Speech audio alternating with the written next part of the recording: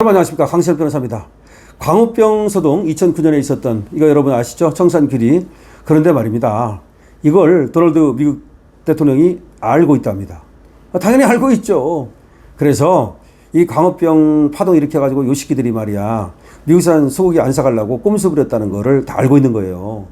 그렇기 때문에 이번에 어떤 일이 있어도 이 소고기 이거 관철시키겠다, 일부는 관철시켰습니다. 원령 제한 폐지해버렸습니다.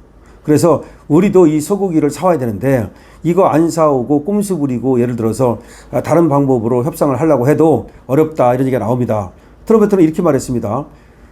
미국산 쇠고기 수입을 제한하거나 거부하는 국가들을 두고 보겠다. 여기서 중요한 거는 제한하거나 거부하는 국가. 우리는 제한하고 있잖아요. 원령 제한. 30개월 미만 소, 이것만 받아들이고 있지 않습니까? 그러면서 또 이렇게 말했습니다. 우리의 훌륭한 쇠고기를 거부하는 국가들을 지켜보고 있다. 야, 우리의 훌륭한 쇠고기를 거부하는 국가들을 지켜보고 있다. 더군다나 광우병이라고 난리를 떨었으니 이거 얼마나 정말 트럼프 입장에서는 이 대한민국 이거 완전히 손보고 싶지 않겠습니까? 또 이렇게 얘기했습니다. 트럼프가 이 지금 아까도 얘기했듯이 지켜보고 있다, 두고 보겠다, 이렇게 얘기를 했는데 이거는 경고를 하는 거예요. 아주 강하게 경고를 하는 겁니다. 다분히 우리나라를 염두에 둔 발언이다.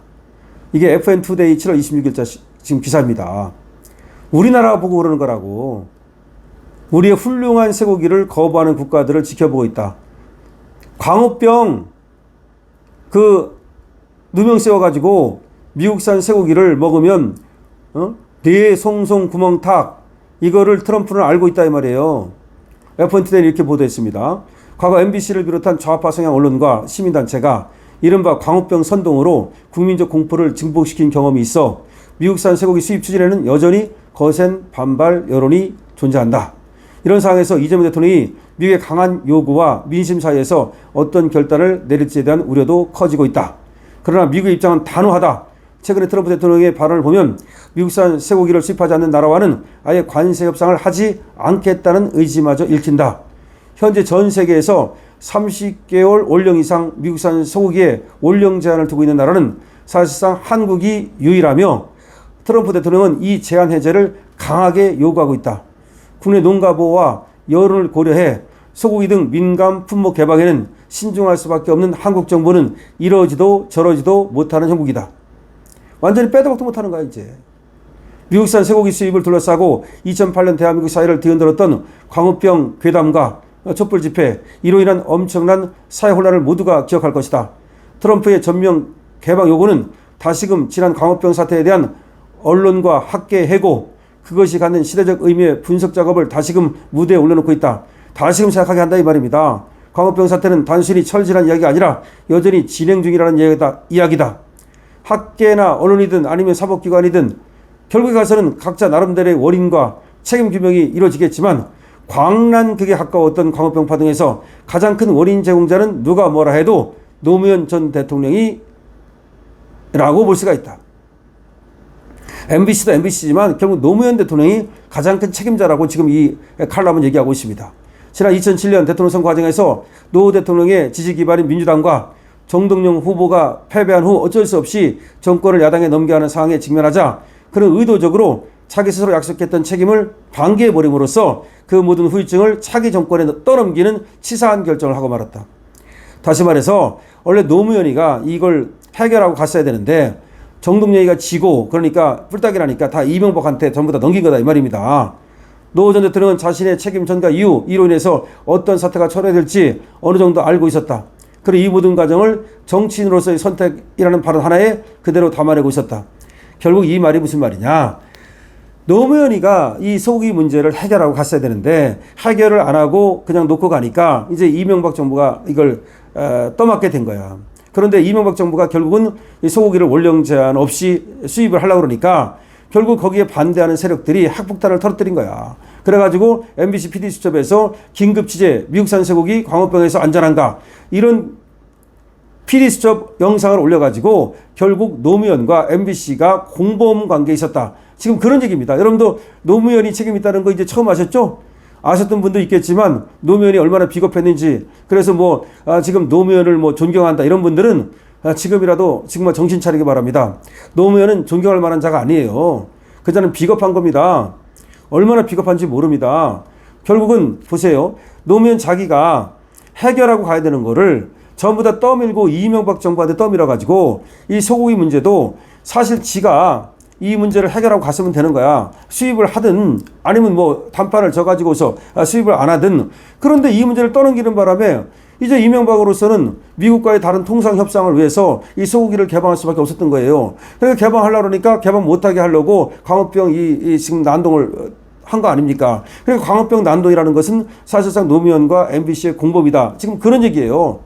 지금 그래가지고 그것이 지금까지도 엄청난 한국 사회에 엄청난 부정적인 영향을 미치는 거야. 그 광우병 난동이 나중에는 이제 세월호 난동이 되고 그것이 계속해서 난동이 되고 그래서 우리 보수 우파가 도륙을 당하는 자꾸 이런 일이 벌어지는 거예요. 그럼 이걸 끊어야 돼. 이 광우병 난동을 여기서 끊어야 되는데 지금 트럼프가 어떻게 보면 끊어주는 거예요. 자, 그러면 이재명은 이제 이 광우병 이거 지금 2009년 지들이 만든 하나의 덫이죠. 근데 지금에 와가지고는 이재명이 그 덫에 걸린 거야. 광우병 이 공작 덫에 자기가 걸린 거야. 민주당이 놓은 덫에 민주당이 걸렸다. 이렇게 봐도 과언이 아니죠. 그럼 이걸 어떻게 해결할 거냐.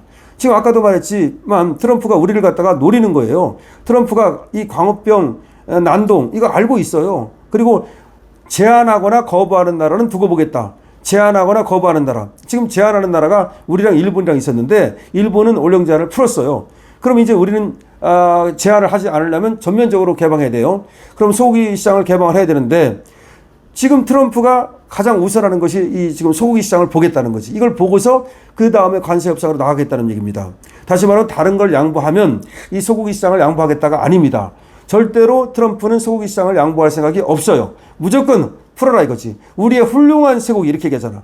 우리의 훌륭한 쇠고기. 우리의 훌륭한 쇠고기에 대해서 어떤 놈들이 광우병이라고 말하느냐. 이것이 이미 여기에 깔려 있다고. 그러니까 한국에서 미국산 쇠고기에 대해서 그 붙였던 광우병 프레임. 이것이 얼마나 사악한 것인가를 지금 트럼프는 얘기하고 있는 겁니다. 자, 그런데 금방 말씀드렸던 것처럼 이제 이재명은 여기서 결단을 내릴 수밖에 없어요. 결단을 내리는 방법은 쇠고기를 갖다가 올영 제한도 풀고 전면적으로 개방하는 거야. 그랬을 때 아직까지는 지금 지금 전농이라든가 또 지금 축산협회라든가 또 이 좌파 그 시민단체라든가 이런 애들이 조용해요. 그런데 모르겠습니다. 어떻게 할지 모르겠어요. 그러니까 이걸 풀었다고 그래가지고 다시 또 이제 이재명을 공격할지. 근데 지금 상황이 어차피 뭐 트럼프를 이겨내 먹을 수가 없으니까 전략상 후퇴를 할지 모르겠습니다만은 이재명으로서는 어쨌든 이게 껄끄럼한 거야. 이재명으로서는 어떻게든지 이 쇠고기는 좀 지키고 싶은 거야. 왜? 껄끄럼하니까. 이것 때문에 지금 광우병 난동이 벌어지고 이명박 정권이 흔들흔들했던 걸 알기 때문에 혹시라도 아무리 저 좌파라고 하지만 저것들이 언젠가 또 이재명한테 등을 돌릴지 모릅니다. 그런 상황에서 이재명은 등줄기에 지금 식은땀이 흐르는 겁니다. 하지만 어쨌든 트럼프의 의지가 너무 강하기 때문에 이거를 양보하지 않고는 다른 협상이 더 이상 진척되지 못한다. 이렇게 봐도 과언이 아니다. 결국 자승자박이야. 이 민주당 애들이, 이 좌파들이 자기들이 놓은 덫에 이제 좌파가 걸린 겁니다. 그래서 이재명이 걸려들었다. 이런 얘기고, 이재명은 이걸 풀자니 참, 이 좌파들, 지금 광우병 난동 세력들이 신경 쓰이고, 그 다음에 안 풀자니 트럼프한테 정말로 완전히 그냥 그렇게 상태로 몰릴 것 같고, 따라서 지금 고민이 엄청나게 많은 거죠. 그러니까 지금 우이성락이 뭐 가서, 지금 루비오 국무장관을 못 만나고 그다음에 또 베선트 재무장관이 일정을 취소하고 이런 모든 것들이 왜 그러냐를 가만히 생각해 보면은 해도 소용이 없어. 하나 많아여서 저는 그렇게 생각해요. 그러니까 답이 나와 있으면 그냥 뭐 만나서 5분이면 사인만 하면 끝나는 거 아닙니까? 미리 다 만들어 가지고 가서 사인만 하면 되는데 지금 답이 안 나온 상태에서 만나자 그러니까 만나가지고 뭐 할 건데? 그러면 뭐 1박 2일 동안 뭐 회의할 거야? 그래서 답을 가져와라 이거지. 답을 가져와라. 그 답을 가져오는 것이 바로 소고기 시장을 어떻게 할 건지 그에 대한 답을 가져와라. 쌀을 어떻게 할 것인지 그에 대한 답을 가져와라. 이런 걸로 보여요. 그리고 또 지금 얼마를 투자할 것인지 일본은 5,500억 달러를 투자한다고 분명히 그 액수를 정했잖아요. 그런 걸 답을 가져와라. 이런 얘기인데 여기서 답을 안 주고 고민만 하고 있는 거야. 다시 말해서 여기서 어떤 결정을 해가지고서 거기로 저쪽으로 공을 넘겨야 되는데 여기서 그냥 우물쭈물하면서 공을 못 넘기고 있다는 것이 관세 협상이 아직까지도 안 되는 이유다라고 저는 봅니다. 그래서 마지막 뭐 31일이 남아있다 그러는데 글쎄요. 그냥 안 되고서 바로 그냥 25%로 갈 가능성이 많아. 그렇게 되면 어떻게 됩니까? 소고기 시장은 개방 안 하는 거지. 지금 30개월 그걸로 이제 계속 가는 거지. 대신 25%를 두드려 맞는 거지. 그러면 소고기 시장 지키려다가 누가 죽어? 반도체가 죽고, 철강이 죽고, 철강은 뭐 50%니까 말할 것도 없고, 그 다음에 자동차가 죽고, 더군다나 일본은 15%로 낮췄기 때문에 우리만 25% 관세를 부과하면 우리 자동차를 팔아먹을 수가 없어요. 자, 그래서 지금 이와 같이 소고기 때문에 모든 것이 꼬이고 있다. 광업병 파동 때문에 모든 것이 꼬이고 있다. 자승자박이다. 이런 얘기입니다. 여러분들은 이에 대해서 어떻게 생각을 하십니까?